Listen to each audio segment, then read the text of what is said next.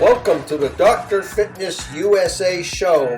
Exercise is medicine, strength training is stronger medicine with your host, Batista. And myself as the co-host, Dr. Fitness USA. Hello, everybody, and welcome to Dr. Fitness USA, the show. Today we have another spectacular episode with an amazing guest. His name is Leif Meneke, and he's a human optimization coach and founder of Gray Fox Consulting, where he guides business leaders to transform their businesses and their lives. Leif is a national board certified health and wellness coach and a certified integrative health coach from Duke School of Integrative Medicine. However, his broad expertise was built on and around Wall Street as a leadership development expert and human capital management consultant with highly complex global organizations like American Express, Pfizer, and Deutsche Bank. Welcome, Leif. We're so excited to have you on our show today. Thank you, Batista. I'm so happy to be here. Hello, Stephen. Good to see you both again. So from Wall Street to health and wellness coach for business leaders, how did that happen? What's your story? Sure. So, I was listening to that profile, that bio, and I was thinking, wow, it wasn't always that way. 14 years ago, I will tell you that I was that guy. I was that guy who had the external appearances of success, but who was suffering inside. And I had the job on Wall Street, an apartment in Brooklyn Heights. I had a summer share on Fire Island. And so by outward appearances, I had it all going on. And I taught leaders at the highest levels of organizations how to lead better and how to manage their people. That was my job on Wall Street. But the truth was that I couldn't lead myself. I was impulsive, I was rash, and I suffered from the traumas and dramas of my past. And how this manifested in my life was I ended up getting sick. And I got so sick that I wasn't just burned out, I was catatonic. That was the diagnosis that my team of medical doctors gave to me. And I remember one day stepping out from my therapist's office on to East 12th Street with these 2 sheets of paper and looking at them. And they had all my medical diagnoses, the life-threatening medical diagnoses, and, all sorts of problems, a list of about 15 medications. And at the very top, it said medical catatonia. And I just remember thinking, like, but this is my life. Like, how did I get here? And I went home and then things got worse. One of the treatments that I was on, a medication to treat one of the most life-threatening illnesses I faced, failed, and it nearly cost me my eyesight. And because I thought I was an addict at that time, I did what addicts do, and I went out and used drugs to escape the feelings. And if you've ever been in that spiral, after a time, they stop working. And so at that point, I decided that I would cash it in. I thought, this is not working. I felt trapped. There was nowhere to go. I had reached the limits of Western medicine, and I was done. And so I gathered up all the pills in the home and sat down with a bottle of champagne and drank them down, watching New York 1. Through a strange set of circumstances, an ex who had a set of keys of mine found me, and I ended up in the hospital. And as I was there in the hospital in my hospital gown, reflecting on what had just happened, I just remember the white patient band around my wrist, and just staring at it, and it reminded me of a surrender flag. And I kept saying to myself over and over again, I surrender, I surrender, I surrender. And I realized while I was in the hospital that I didn't really want to die. I just no longer wanted to be that guy. I no longer wanted to be that guy who was out of options, who couldn't make his life work, whose body was failing him, friends leaving him. I just no longer wanted to be that guy. So when I got out of the hospital, the first thing I did was, if you've ever been in the hospital, you know the food is awful. So I went and got a hamburger. And as I was eating that hamburger, I made a decision that I would go live whatever life I had left. This was a declaration. It was I no longer want to be that guy. I'm going to go live whatever life I have left. And so I set off on a journey that took me traveling around the United States for 6 months. And I took with me a drum. I had been practicing shamanic drumming with a teacher for a little while, and I went into nature, and I drummed, and I screamed, and I cried, and I pleaded, and I let it all out. And over time, I started to heal. I started to get better. And I'll tell you, that experience, that collection of experiences, is why I am so passionate about helping leaders to optimize their lives so that they can have greater impact in the world and do more good.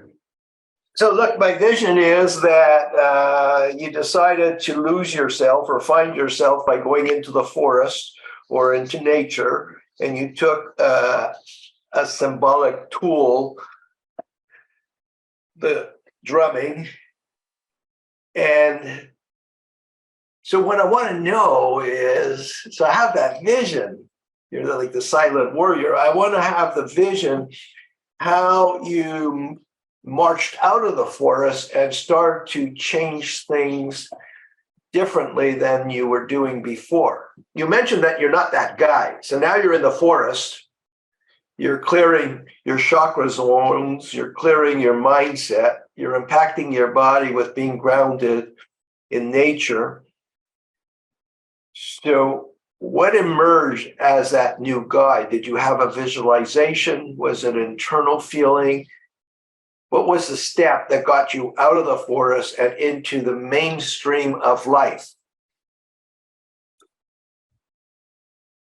That's a good question. The moment that I can point to that changed things for me, and it came in Joshua Tree. And I had gone to Joshua Tree National Park, and if you've ever been, it's a stunning park, and there are boulders everywhere, and there are the Joshua trees, which were inspirational to Dr. Seuss, those trees. So it's really quite stunning. And I was in the park, and a friend of mine said, it's all about the boulders. So get some shoes and climb up the boulders and go to the boulders. And so I did just that. And I climbed up, I don't know, maybe 100 feet, 50 feet, somewhere in there, right? 75 feet, however high. And I walk out towards the ledge, and my mind starts going with the fear, right? What if there's an earthquake? What if there's a strong wind that blows you over, right? And I can feel my heart starting to beat faster, and it's coming up with stranger and stranger scenarios in my head. And I take a step back, and I hear on the wind, fear is not trusting yourself or not trusting God, the universe, whatever that energy that you want to place in there. And I remember then just being able to take a deep breath and step towards the ledge of that boulder. And I thought, do I trust myself? Yes. Do I trust the universe? Yes. I feel that I am being guided. We live in such a beautiful land. It was so beautiful that I became overwhelmed with emotion, and I started crying, and I started weeping for the beauty. That moment for me feels like the moment where I fell back in love with life. And that was the first step for my healing journey. That's a beautiful story that you just said. It sounds like you had a very powerful spiritual awakening. Now you're transformed. You had that a moment of clarity, and now you decide, okay, I'm gonna go back to New York and start my life over, or I'm gonna change my job. I mean, you just like went through this whole experience. And so how did that happen?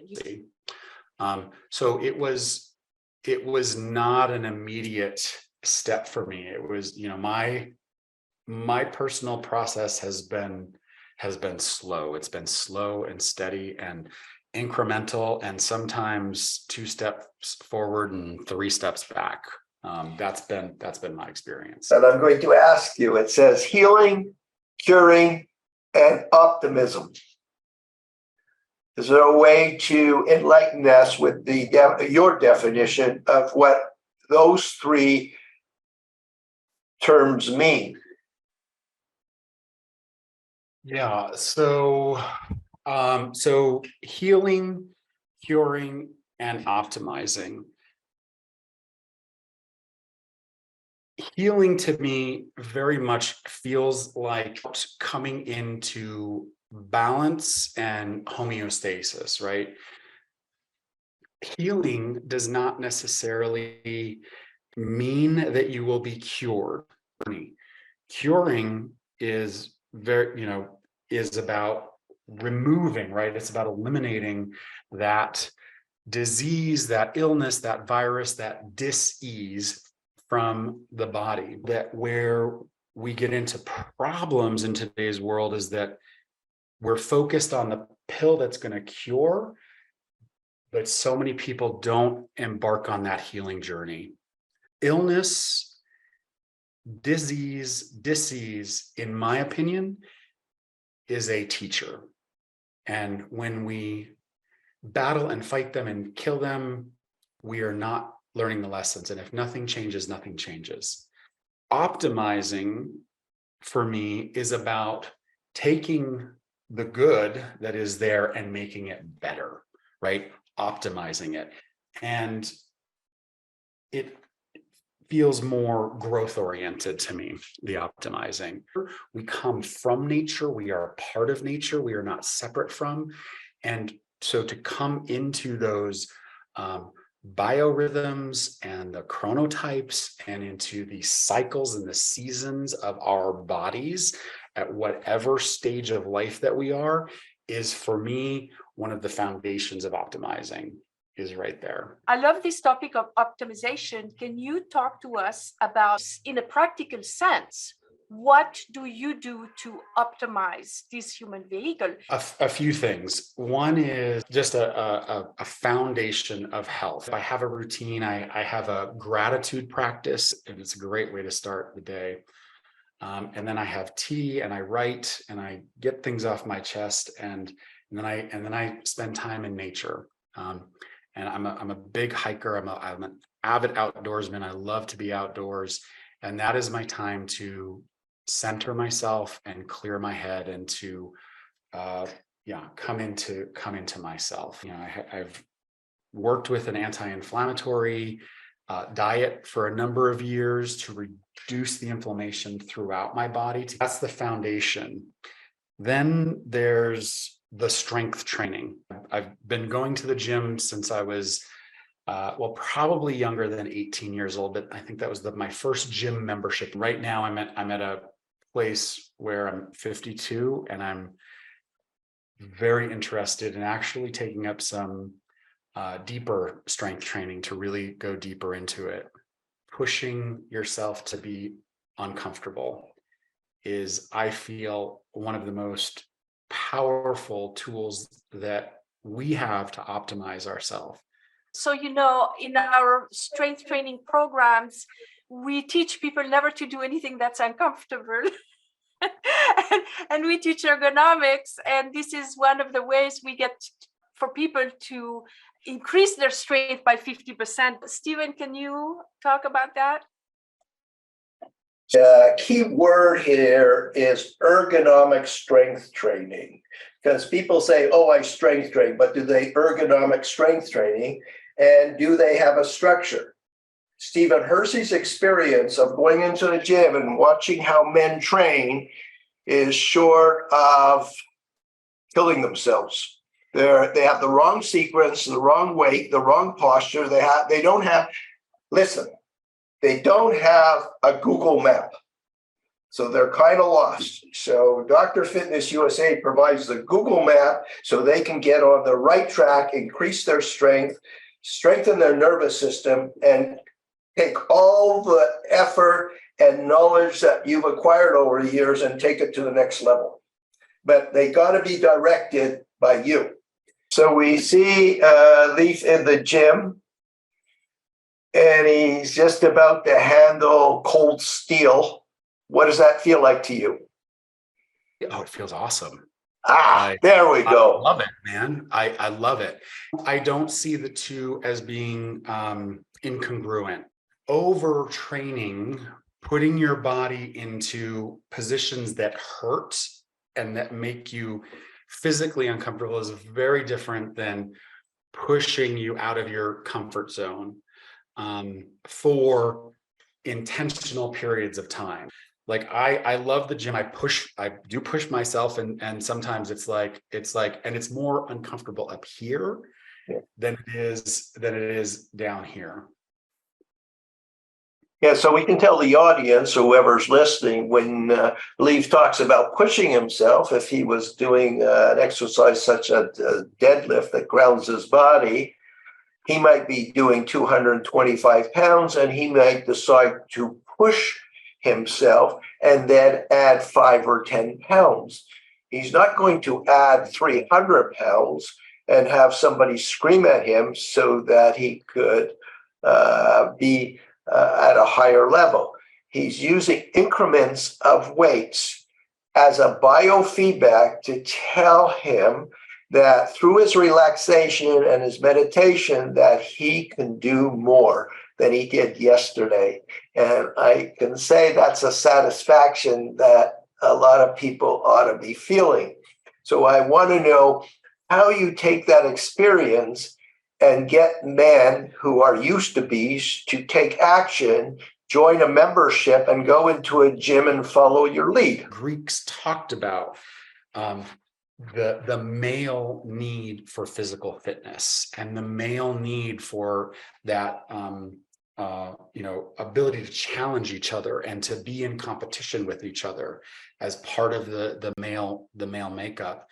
And we're losing some of that in today's society. And I don't mean to take away from any of the good stuff that is happening. And we're losing what it means to be men and what it means to be male. And I see that. I see this in men showing up wounded and devastated and living small lives and cheating on their wives and cheating on their husbands and embezzling at work and doing bad things, because we're lacking these spaces for men to be men. That's what most people don't know is that when you ask a man about his feeling, that's actually a silent world, and he can't really answer that question. In order to answer that question, I would say to Leif, what do you think is the solution or the stepping stone to get men to take action so that they can masculinize their body and their mind to take action on the teachings that you spend time and energy and life experiences teaching them? So let's talk a little bit about your work. Yes. What do you do, and how do you, because you're a health coach, wellness, and you help business leaders maximize their potential. So tell us about that. How do you incorporate all that life experience, and what do you do exactly with your clients? Sure. So I like to tell people that I'm in the business of human transformation. And I work primarily with business owners who have created or built their dream business and a monster that sucks the life out of them. And these folks, my clients, are generally at a pivotal point in their business where they are looking to make a change, whether it is to scale their business, sell their business, prepare it for, transfer down the generations, or to take it to a new level. So my work really plays at the intersection of leadership and performance and health. I come out of leadership development. That's what I did on Wall Street, human capital management. I taught leadership to the highest levels of the organization and consulted some of the top companies in the world on how to identify the best and brightest and get them into the higher levels of the organization. My healing journey has influenced me tremendously. And what I realized out of that is that so many leaders are out of alignment. They're unhealthy, right? They're overweight, they're drinking too much, smoking, whatever it is. And that is wasted energy and wasted opportunity. And so my work is really about helping to transform leaders.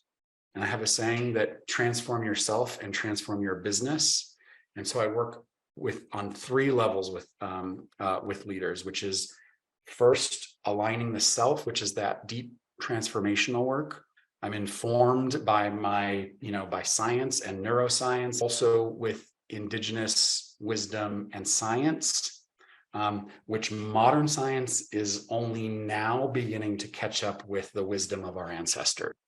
Bring clarity to them, reimagine and recreate their relationship with their work, then bring that out to their team. Vitally important, particularly for business owners, to have an optimized team. So self, team, and then organization, and we get the organization going in the right direction and prepare it for what's next.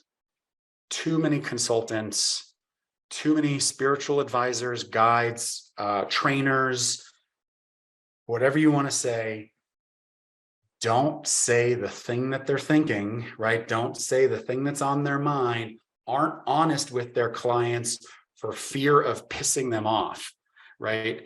And what I tell my clients is, I'm not your friend. I have a number of clients that I say I love you to, but I tell them I'm not your friend. I'm here. I'm your coach. I'm here for you to get the results that you're looking for, right? I'm interested in helping you to create the mindset, habits, resources, and structure for your life to get you to the outcome that it is that you desire. What I would like to ask you, Leif, is 3 takeaways for the audience. 3 takeaways. First, you've got to be able to lead yourself before you can lead anyone else. That for me is doing that deep personal work to come into alignment, to come into a place of integrity and integration within yourself. That gives you the grounding to handle the chaos of the world that is flying around us. And we live in a very complicated and complex world, and it's only going in one direction.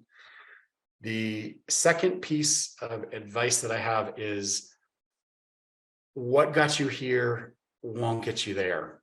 So when you're at that point in life where you're on the hamster wheel, or maybe you're feeling a little bit comfortable about things, comfortably uncomfortable, you're working too many hours and in that routine, the skills that you need are not the ones that you have. So it's time to change it up and to learn a new skill set. And I would actually say it's an opportunity to become a new person. It's about becoming a new identity. So ask yourself, who do I want to become, and work backwards from there.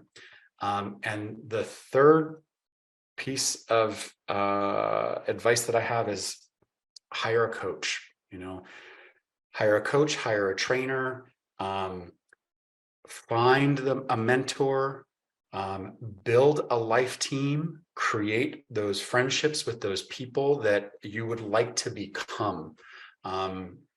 It's not just about the money exchange, right? It's about finding those people who can guide you, and the right people who are going to be honest with you. And like Steven said, who are going to tell you need to work out, right? You need to make a change. Your family's going to leave. Your business is going to fail if you don't make a change. Like you're going to lose it if we don't make these changes. So find those people and surround yourself with them. Those are my 3 tips. Excellent. So where can people find you? What's your website? Sure. So my website is leifmeneke.com. That's my name, and it will be in the show notes. The primary social media platform that I'm on these days is LinkedIn. So you can also find me on LinkedIn by searching my name. Great. Is there any last words? Anything that we forgot to ask or that anybody wants to say? I just want to say thank you so much for this opportunity and the conversation. I look forward to more. So it's been another episode of the Dr. Fitness USA show. Thank you so much, Leif, for being here with us today. And until next time, bye-bye. Welcome to the Dr. Fitness USA show. Exercises, medicine, strength training is stronger medicine with your host, Batista. And myself as the co-host, Dr. Fitness USA.